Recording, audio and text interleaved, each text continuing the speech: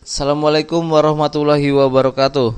Kami dari kelompok 3 akan mempresentasikan tentang pembelajaran konsumen yang beranggotakan Henry Hermansyah dengan NIM 125, Hajina Malufa Listiani dengan NIM 137, Irfan Helmi Junior dengan NIM 140, dan Rizky Pratama Muhammad Tegar dengan NIM 142. Konsep pembelajaran konsumen. Definisi belajar atau pembelajaran menurut para ahli. Yang pertama ada dari Solomon 1999 halaman 71. Belajar adalah perubahan perilaku yang relatif permanen yang diakibatkan oleh pengalaman. Yang kedua ada Schiffman dan Kanuk 2000 halaman 160. Proses belajar konsumen dapat diartikan sebagai sebuah proses di mana seseorang memperoleh pengetahuan dan pengalaman pembelian dan konsumsi yang akan dia terapkan pada perilaku yang terkait pada masa datang, bila dilihat dari perspektif pemasaran. Selanjutnya dari Angel Blackwell dan Meniar 1995 halaman 514. Belajar adalah suatu proses di mana pengalaman akan membawa kepada perubahan pengetahuan, sikap, dan atau perilaku. Definisi belajar atau pembelajaran. Hal penting yang perlu diperhatikan dari definisi di atas adalah pembelajaran konsumen adalah suatu proses yang berkelanjutan, berlangsung terus-menerus, dan tidak pernah berhenti. Dengan belajar, seseorang akan memperoleh pengetahuan baru di mana ia menerima informasi melalui pasca indera dan berpikir dari pengalamannya. Sehingga semua proses belajar ini akan mempengaruhi apa yang diputuskan, apa yang dibeli, dan apa yang dikonsumsi. Pengalaman memainkan peranan dalam proses belajar.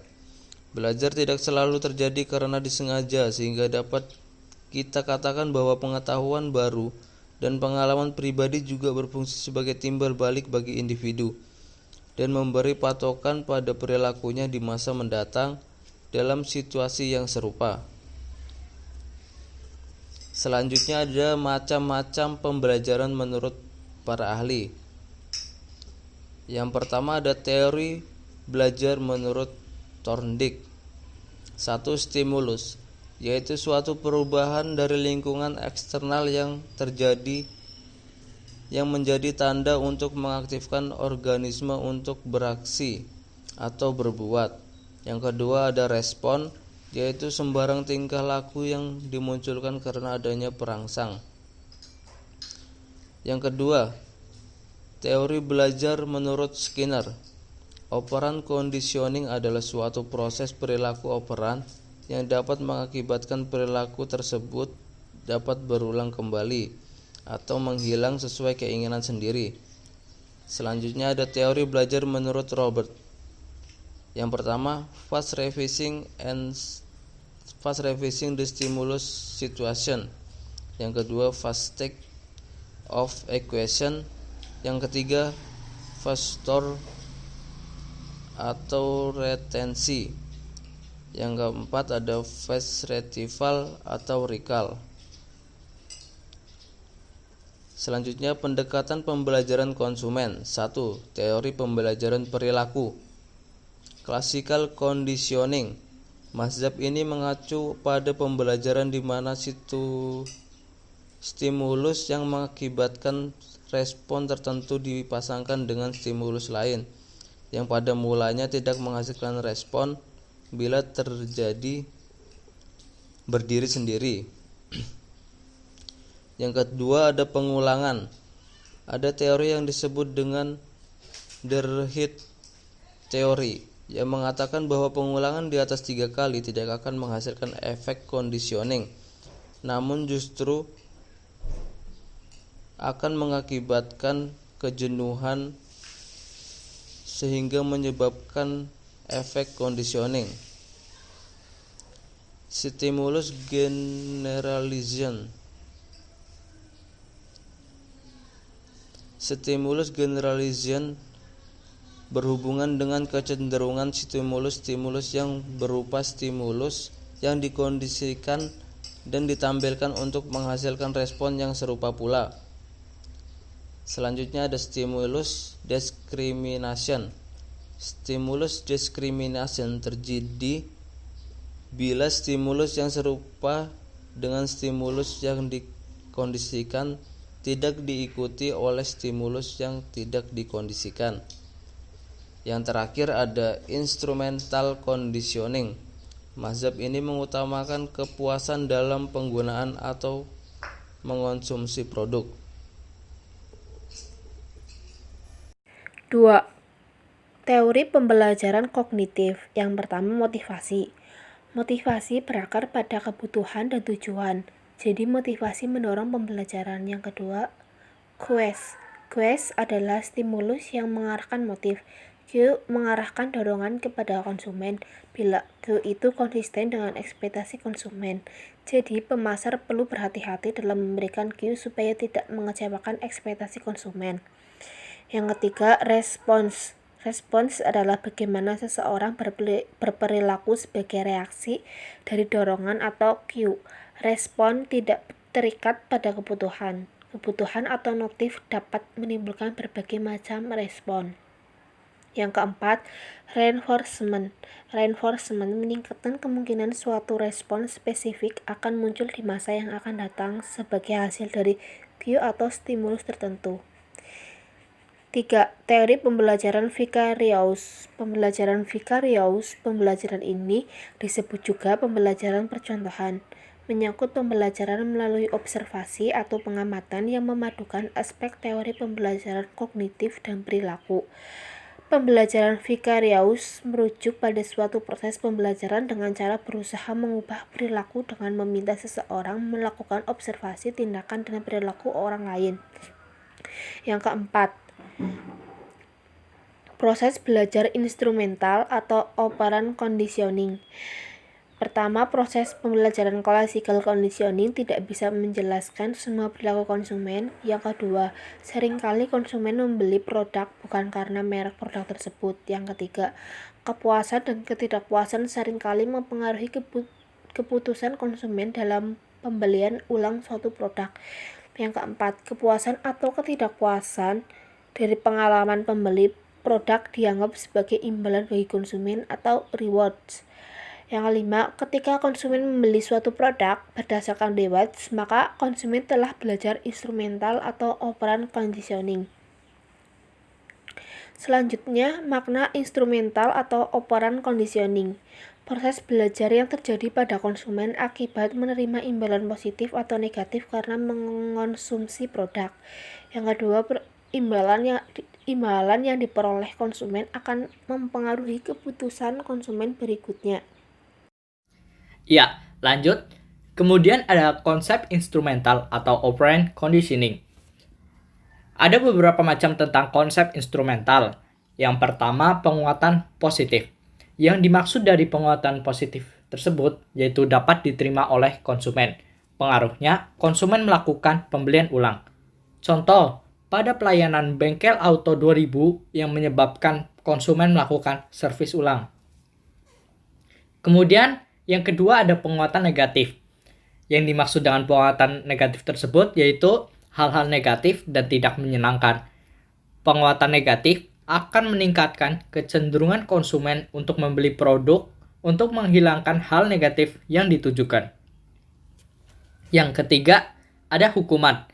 Yang dimaksud dengan hukuman ini, hal-hal negatif dan tidak menyenangkan yang diterima konsumen karena melakukan suatu hal.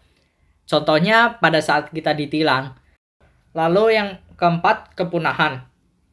Kepunahan berasal dari ketidakpuasan konsumen atau kekecewaan menyebabkan pemberhentian pembelian. Selanjutnya kita membahas tentang proses pembelajaran. Proses pembelajaran ada beberapa macam, yaitu pesan iklan dengan aspek-aspek yang unik akan lebih mudah diingat. Lalu kemudian ada urutan sajian pesan mempengaruhi bagaimana informasi itu disimpan, dan biasanya pesan bagian tengah lebih mudah dilupakan. Lalu ada pesan yang mendorong pengulangan akan lebih mudah disimpan. Selanjutnya, besar kecilnya jumlah data yang dapat dikirim ke memori jangka panjang tergantung pada waktu memprosesnya. Lebih banyak data yang disimpan dalam memori bila data tersebut disajikan dalam penggalan-penggalan. Lalu memori tergantung pada isyarat dan sajian isyarat tertentu dalam iklan akan mendorong pengingatan kembali. Data yang disimpan dalam memori jangka panjang bisa lain dari pesan yang disampaikan dalam situasi pembelajaran. Data yang mengandung arti bagi individu akan lebih cepat dipelajari sehingga berpotensi lebih untuk disimpan dalam memori jangka panjang.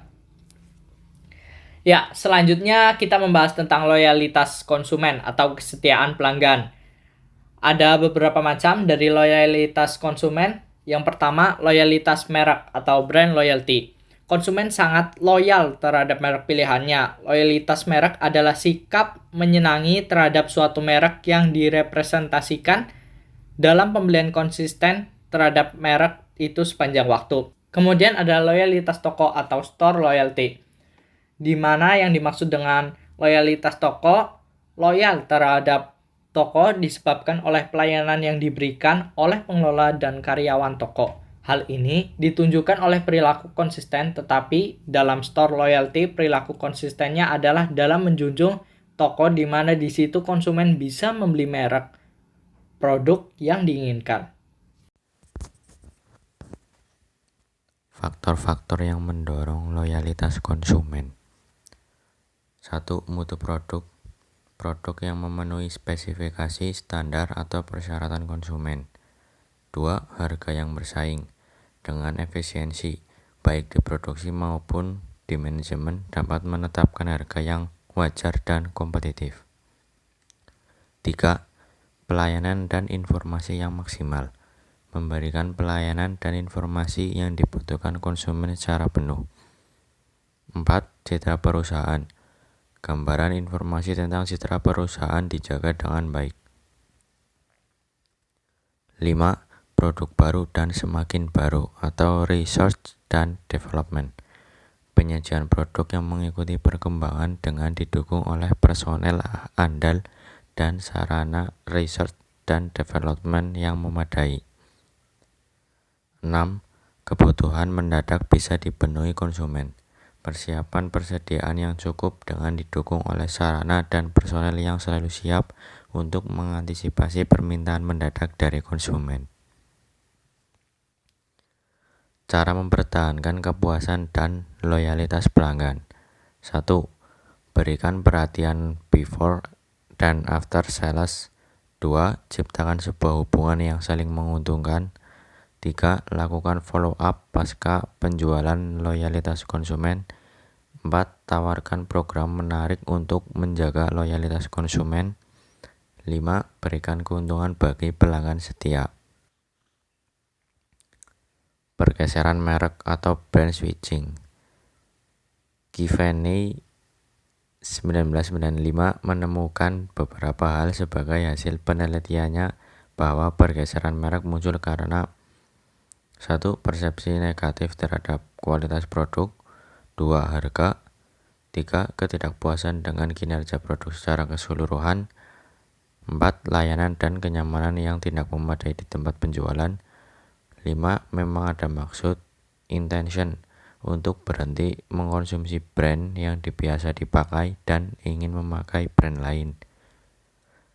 Sekian presentasi dari kelompok kami. Apabila ada kesalahan, tolong dimaafkan. Terima kasih. Wassalamualaikum warahmatullahi wabarakatuh.